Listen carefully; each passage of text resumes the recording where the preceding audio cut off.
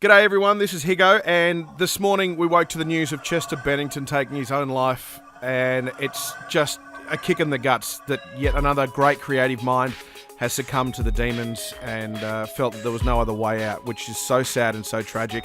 My heart goes out to his family and his 6 kids, his fans, his bandmates, and anyone who was a true dyed-in-the-wool Linkin Park fan.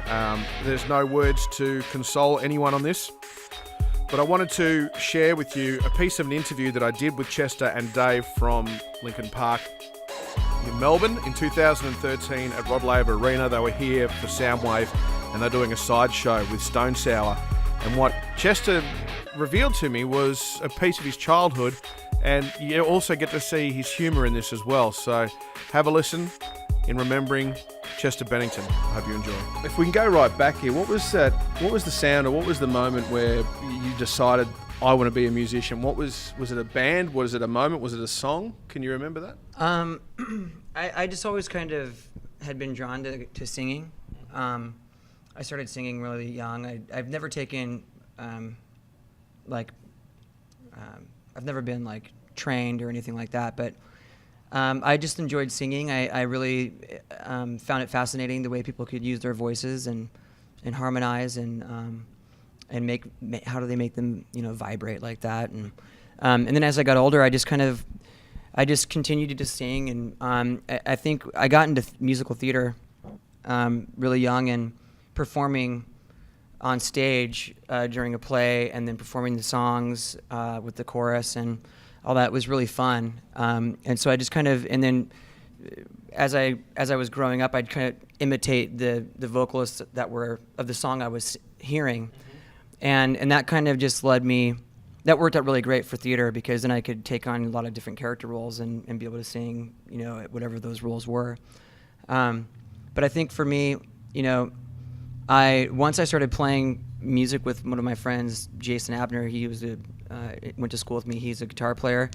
Once we started performing in his garage, we started doing Doors covers, and people from around the neighborhood were drawn to kind of come hear what these 2 kids were doing in the garage. I just kind of fell in love with the idea of creating our music, my own music, and then that camaraderie between, playing with other kids that were playing other various instruments. And so I started getting into bands. So I was about probably 13 when I decided I'd rather be, in a band than on stage as an actor, which is what I really thought I was going to end up doing. I thought I was going to really get into more of a musical theater kind of. Really? Yeah.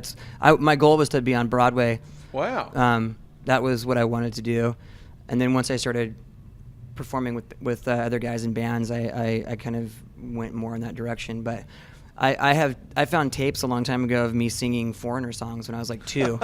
So I think that was kind of a sign. And once I started playing music as a band, I went laser focused to being in a band.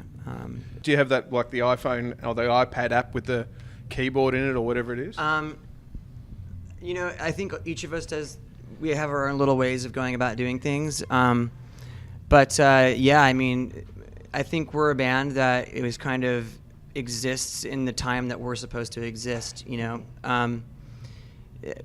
fact that when I was young, if I had an idea, if a melody or a song or a riff came into my mind, I would have to hold on to that thought and remember it, and hopefully be able to go into band practice or go meet with another one of the guys in the band and kind of try to get that idea out, which was really hard. So a lot of those ideas would just kind of fall away. Now I can just grab my phone and go do and then stop, and I don't have to think about it anymore. I can move on to the next thing that I was whatever it is I'm doing.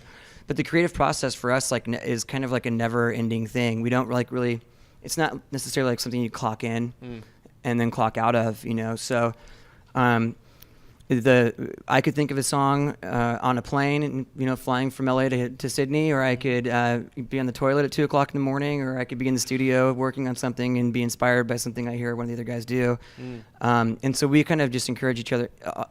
Each one of us encourages each other to just keep the creative process going and keep coming up with new ideas all the time. For the diehards out there, diehard Linkin Park fans, Chester just gave you a little sneak preview of the next record with that little diddly doo doo doo number. Yep, That's, that's right. Now, get excited. that's what it's going to sound like. That's why I just had a thought in my mind.